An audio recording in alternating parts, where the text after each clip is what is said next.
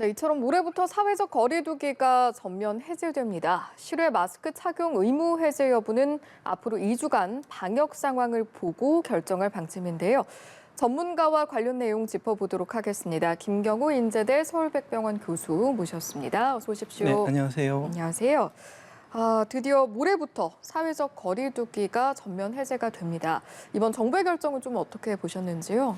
네, 최근 3주째 확진자 감소세가 이어지고 있는데 이 감소세에 대한 현황을 좀 분석을 해봐야 될 것 같습니다. 아마 이제 백신을 맞고 자연 면역을 획득한 인구가 증가하면서 확산세가 좀 감소하는 것으로 보이는데 지금 전체 우리나라 인구의 한 30% 이상이 지금 누적 확진자를 기록하고 있기 때문에 네.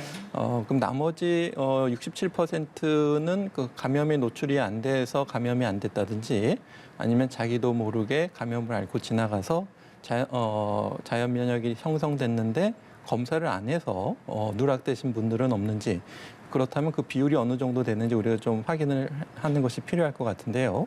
왜냐하면 아직도 감염에 노출이 안 돼서 감염이 안 되신 분들이 방역 완화 조치를 통해서 감염 확산이 되게 되면 또다시 많은 확진자와 사망자가 발생할 위험성이 있기 때문에 우리가 이제 정점에서 감소세에 이르기까지 누적되는 앞으로 신규 확진자, 사망자 수가 계속 발생할 가능성이 있기 때문에 현황에 대한 진단이 조금 좀 필요한 상황인데 그것이 아직 좀 불확실한 면이 하나 있겠고요. 예.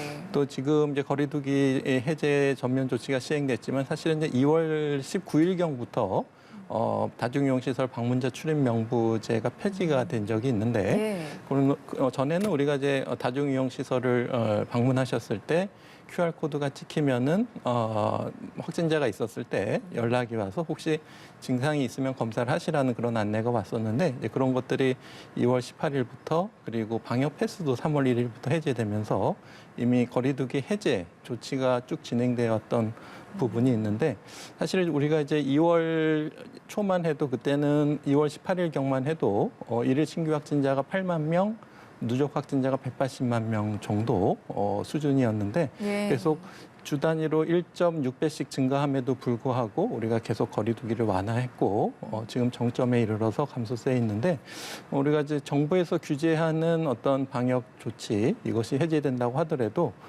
일단 일반 국민들께서는 오히려 더 자율적으로 또 다중이용 시설을 관리하고 이런 모임들을 또 하시는 지역사회에서는 좀 스스로 자율적으로 가급적이면 아직까지는 조금 더 마스크 착용이라든가 개인 방역 수칙을 잘 지켜주시는 노력들이 여전히 좀 필요한 상황이라고 할 수 있겠습니다. 네, 실제로 이제 말씀해주신 것처럼 거리두기 해제 이후 개개인이 지켜야 할 어떤 방역 지침 수칙 스스로 잘 지키는 것들이 굉장히 중요해질 것 같습니다.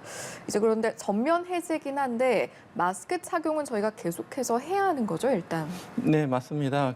지금 오히려 지금 정부의 방역 완화 조치가 어떤 개인으로서는 방역 위험 신호일 수도 있습니다. 그동안 방역 수칙을 잘 지키시고 다중이용시설 이용 등 이제 조심하게 하셨던 분들이 이제 그런 규제가 없어지게 되면은 상대적으로 위험에 노출될 가능성이 더 높아졌기 때문에 스스로 방역 수칙을 잘 지키시는 것이 중요하고 예. 그것이 가장 중요한 것이 이제 마스크 착용인데요. 실내에서는 이제 서로 마스크를 잘 착용해 주시는 것이 매우 중요하겠고 실외 같은 경우에는 감염 위험성은 적지만 좀 근접한 거리에 접촉이 많은 실외에서는 착용해 주시는 것이 여전히 좀 필요하실 것 같고요. 네.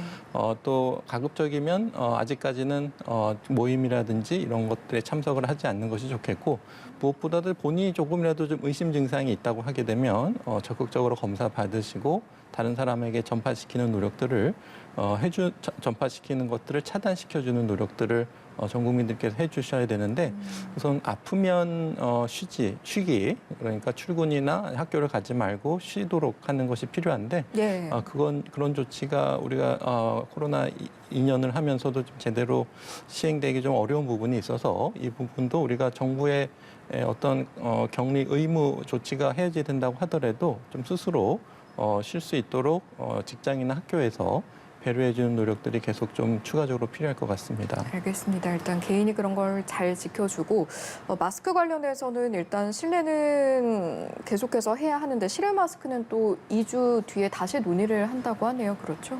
네, 그렇습니다. 이제 아무래도 아직 여전히 이 감염에 노출되지 않은 분들이 어느 정도 있는지 좀 잘 파악되기 어려운데 이런 실외에서 마스크 해제가 그런 분들에게 얼만큼 추가적인 감염 전파 위험이 있는지 거기에 따라서 지금 현재 감소세가 얼만큼 둔화될 것인지 지금 주 단위로 한 28% 정도 감소했는데 예. 감소세가 둔화될 것인지 이런 것들에 대한 영향을 한 2주 정도 평가하고 결정될 것으로 보입니다. 알겠습니다. 또 달라지는 내용이 있습니다. 이건 25일부터 적용이 되는 내용인데 코로나19의 법정 감염병 등급 1급에서 2급으로 내려가게 되잖아요. 내려가면 좀 어떤 것들이 달라지는지 궁금해하는 분들도 많을 것 같은데 어떻습니까? 네, 일단 감염병 예방법에서는 이제 감염병의 어떤 전파 위험도, 치명률 이런 것들에 따라서 급수를 나누고 있는데 1급 감염병 하게 되면은 전파력이 높고 또 치명률이 높아서 우리가 발견 즉시 신고하고 그분들에 대한 철저한 음압격리 시설에서 관리를 치료를 하고 하는 것들이 하는 것이 이제 분류가 되어 있는데요. 예. 지금 이제 초기 코로나 같은 경우는 우리가 백신이나 치료제가 없고 치명률이 높았기 때문에 그런 조치가 필요했는데 이제 백신 접종이 많이 보급되고 또 상대적으로 중증화율이 낮은 오미크론 유행에 따라서 그리고 무엇보다도 단지 오미크론에 감염됐다는 이유로 중증의 다른 질환을 치료받는데 장애가 생겼던 경우가 많기 때문에 그리고 그분들을 위한 전담 병원이나 전담 병상이 매우 부족한 상황이기 때문에 이것을 이제 일반 지역사회에서 일반 병의원에서 이런 분들을 진료하기 위해서는 엄격한 음악 격리 시설이 아니라 일반적인 격리 시설을 가지고 또 진료를 할 수 있도록 이렇게 하기 위해서 이제 1급에서 2급으로 변경이 됐는데요. 예. 감염병 예방법상에서는 국가나 지자체에서 이런 감염병 환자들을 적극적으로 예방하고 치료하는 지원을 해야 된다는 부분이 있는데 1급이나 2급에 따라서 어떤 치료비에 대한 규정은 없는데 아마 정부에서는 이제 그동안에 어떤 전에 국비로 지원하던 것을 일부 본인 부담금을 부과하고 또 건강보험 재정에서 지출을 하도록 네, 이렇게 화면에도 나오네요. 네, 이렇게 네. 변경하는 것으로 지금 알려져 있는데요. 네. 일단은 그 감염병 예방법에서 어떤 지원의 부분에 대한 세부적인 내용은 없지만 그건 우리 행정적으로 얼마든지 조절할 수 있는 부분이 될 수가 있겠는데 예. 우리가 그 감염병 등급을 낮아진다고 해도 또 오미크론에 대해서만 이제 등급을 낮출 수가 있지 다른 또 치명률이 높고 면역을 회피하는 변이 바이러스가 나오게 되면 예. 그 변이에 대해서는 언제든지 다시 1급으로 올려서 별도로 또 관리하고 지원하는 노력들이 또 추가적으로 필요할 것으로 생각이 됩니다. 예. 또 달라지는 변화, 크게 달라지는 것 중에 하나가 이제 확진이 됐을 때 우리가 그동안은 격리가 됐었는데 5월 하순부터는 이것도 좀 달라진다고요? 네, 이제 격리를 그 의무에서 격리 권고로 바뀌게 되는데요. 그렇게 되면은 격리를 위반했을 때 어떤 벌칙금이라든 것들이 부과되기 어려운 부분이 있고 예. 또 한 가지 부분은 이제 국비에서 이제 격리 지원금이 중단되는 부분이 있겠습니다. 예. 그래서 국가에서 의무적으로 내린 명령이 아니기 때문에 네. 그래서 그 부분에 대해서 만약에 이제 격리를 하는 것을 통해서 예를 들어서 어떤 생활비 지원이 필요하다든지 또 아니면 그걸로 인해서 수입이 또 당장 또 줄어드시는 분들이 있을 수가 있기 때문에 이것에 대해서 직장이라든지 좀 추가적인 지원을 해드리지 않으면은 확진되시고 격리를 하셔야 되는데 당장 수입이 어려워서 일을 하셔야 되는 분들이 계실 수가 있어서 예. 이런 분들에 대한 우리 추가적인 지원 체계에 대해서도 정부뿐만 아니라 지자체라든지 각 직장에서 좀 배려해드리고 좀 도와드리는 노력들이 좀 추가적으로 보완돼야 될 것 같습니다. 그렇군요. 이제 월요일부터 변화가 시작이 되게 되는데 전면 해제 이후에 병상이라던가 의료 체계 여력은 우리가 대응하기 충분한 상황이라고 보시는지요? 네, 지금 오미크론이 유행하면서 이제 의료병상 대응의 양상이 좀 바뀌었습니다. 예. 우선은 그 기존의 델타처럼 코로나 감염으로 인해서 중증 질환으로 이완되는 확률보다는 가지고 있는 기저질환을 같이 동시에 치료해야 되는 상황이 많아져서 우리가 이제 중증 뭐 인공호흡기가 있는 중환자 병상이 아니라 그런 특수 환자들을 볼 수 있는 분만 병상이나 투석 병상, 또 소아 아주 어린 소아를 볼 수 있는 소아 전문 병상 같은 것들이 많이 필요해졌는데 예. 그런 것들이 갑자기 빠른 확진자에 대한 우리가 충분한 대비가 좀 부족한 부분이 있어서 그런 과정에서 많은 혼란이 사실 있어 왔고요. 예. 그렇기 때문에 이제 우리가 일상적인 일반 병의원에서 소아든 산모든 투석 환자분이든 진료할 수 있는 체계로 전환하는 것이 매우 중요한데 예. 물론 지금도 그냥 지금 현재 상태에서 확진자들을 일반 환자들과 같이 진료하면 절대 안 되겠죠. 충분히 공간적인 분리, 시간적인 분리 이런 것들이 필요할 수가 있겠고 또 우리가 이제 비대면 진료 같은 것들을 통해서 가급적이면 환자들 간에 교차 감염이 일어나지 않도록 하는 노력들이 필요한데 일단 코로나 확진 환자분들 증상이 있는 분들은 오히려 이제 대면 진료가 필요하고 꾸준히 일상 잘 조절되시는 당뇨나 고혈압 이런 단순 약 처방을 하시는 분들은 오히려 이제 비대면 진료를 통해서 이제 역격리를 해서 서로 환자분들 간에 이제 교차 감염을 좀 줄인다든지 또 원내에서 환자들의 밀집도를 좀 줄인다든지 이런 것들이 좀 추가적인 준비가 좀 필요할 것 같고요. 이것이 이제 상시적인 체계로 진행되기 위해서는 그동안에 진행돼 왔던 우리 의료 체계에 어떤 시설적인 부분이나 아니면은 환자 진료하는 어떤 진료 보상 제도 체계 이런 것들에 대해서도 우리가 다시 한번 돌이켜봐서 보다 조금 더 감염 의심이 되는 환자분들도 안심하고 진료를 받을 수 있고 또 환자분들도 이제 비코로나 환자들도 적절하게 진료를 받을 수 있는 그런 체계로 안착하는 것이 매우 중요한 또 교훈이 된다고 할 수 있겠습니다. 예. 저희가 이제 모레부터 시작이 될 거리두기 전면 해제를 이야기를 하고 있는데 요양시설은 상황이 좀 다르다고 들었습니다. 아무래도 고위험군의 보호 때문일까요? 네, 그렇습니다. 이제 요양시설은 기저질환이 있고 쉽게 감염되면은 중증화나 사망률이 높은 환자분들이 많이 계시는데 그 요양시설은 그것뿐만 아니라 그분들이 같은 공간에서 계속 거의 24시간 같이 계셔야 되기 때문에 집단 감염이 일어나기 쉽고 또 한 가지 문제는 이분들이 이제 독립적인 일상생활을 하기 어렵기 때문에 뭐 식사를 하시거나 화장실을 가거나 뭐 세수한다든지 이런 것들이 어렵기 때문에 간병인 분들의 도움이 필요한데 이렇게 이제 밀접 접촉이 많이 일어날 수밖에 없는 상황에서 감염이 유입이 되게 되면 쉽게 전파되고 집단적으로 중환자가 많이 발생하는 특성이 있어 왔기 때문에 예. 그동안 요양병원, 요양시설 관리를 어떻게 할 것인가가 굉장히 큰 문제가 됐었고 이 오미크론 유행에서도 비록 오미크론 바이러스, 변이 바이러스 자체가 치명률이 기존보다 낮아졌다고는 하지만 워낙 많은 확진자가 생기면서 또 많은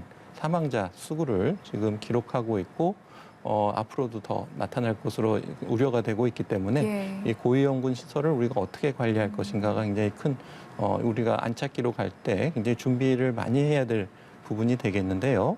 지금 정부에서 하고 있는 것처럼 요양병원에서 집단 감염이 생겼을 때 조기에 의료진을 지원해줘서 확진자들에게 빠른 분류라든지 또 치료제를 투약한다든지 하는 노력들을 하고 있고 또 무엇보다도 근본적으로 발생이 생기지 않도록 어떻게 우리가 근본적으로 조절할 수 있을 것인가. 네. 그러니까 상황 실태 조사부터 해가지고 또 결국은 우리가 좀 적극적으로 제도적인 또 재정적인 지원이 필요할 것 같고 또 효율적으로 어떻게 할 수 있을지에 대해서는 현장에서 또 많은 또 제한이 있을 수가 있기 때문에 적극적으로 청취하고 반영하는 것이 필요할 텐데 결국 우리가 이제 한 공간에서 환자 4명을 보던 것을 이제 2명만 볼 수 있게 이렇게 밀집도를 낮추게 되면 결국은 이제 추가적인 보상 같은 것들이 필요하다든지 예. 또 이제 간병인 분들을 통한 전파를 좀 줄이기 위해서는 역시 간병인 분들에 대한 어떤 관리나 또 밀집도를 줄이기 업무 부담을 또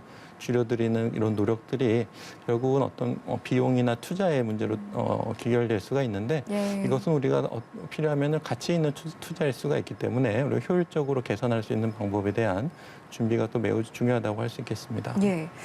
마지막으로 연장선상에서 고위험군을 보호해야 하기 때문에 60세 이상 고령층도 지금 코로나 4차 백신 접종이 권고되고 있지 있지 않습니까? 이 부분의 경우 이제 거리두기가 전면 해제된 이후 확산세가 좀 진정이 되지 않는다면 전 국민으로 확대될 가능성도 있겠습니까? 네, 일단 지금 예방 접종의 어떤 효과에 대해서는 감염 전파를 예방해주는 효과는 좀 많이 떨어지고 있는 상황이고 결국은 이제 중증화로 진행되는 것을 예방해주는 효과를 기대해봐야 될 것 같은데요. 그리고 물론 이제 오미크론에 대한 감염 예방 자체를 해주는 백신이 지금 개발 중인데 아마 화이자사에서 9월쯤으로 얘기를 하고 있어서 그때까지 기다리기에는 조금 시간이 아직은 또 오미크론 상황이 엄중하기 때문에 지금 4차 접종 같은 경우에 3차 접종에 비해서 충분히 중증화나 사망을 가는 것을 특히 60세 이상 고위험군 또 면역자분들에게는 효과가 있다는 것이 밝혀졌는데 네. 일반 성인 젊은 분들에게는 이제 4차 접종이 과연 어느 정도 효과가 있을 것인가에 대해서는 아주 소수 연구긴 하지만은 추가적인 이득은 그렇게 크지 않은 것 같다라는 연구들이 더 많기 때문에 그렇군요. 앞으로 추가적인 연구가 필요하겠지만 예. 일반 젊은 성인들을 대상으로 한 4차 접종은 현재까지는 근거가 없는데 다른 예방 접종 전략 또 감염 전파를 줄일 수 있는 접종 전략이 나오게 된다면 또 예방 접종 권고안이 또 수정될 수는 있겠는데 당분간은 일단 2차든 3차든 권고된 백신을 잘 맞으시고 고령층이나 고위험군 분들은 면역자자 소아도 포함해서 4차 접종이 허용되어 있는 분들은 4차 접종까지 잘 맞는 것이 이제 매우 중요하겠습니다. 예, 고위험군 분들은 특히 접종을 하시는 게 좋겠다라는 조언해 주셨고요. 저희 여기까지 듣고 마무리하겠습니다. 지금까지 김경우 인제대 서울백병원 교수와 이 시간 함께했습니다. 고맙습니다. 네, 감사합니다.